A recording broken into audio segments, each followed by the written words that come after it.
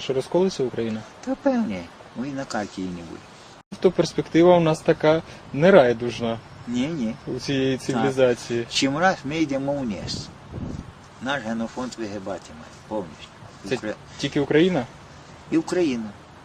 Україна ще буде так і по-старому буде.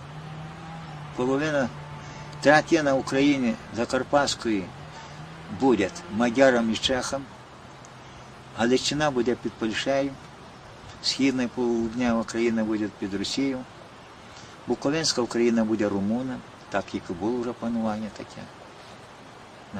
Що ви вважаєте, що розколиться Україна? Та певні, і на карті її не буде.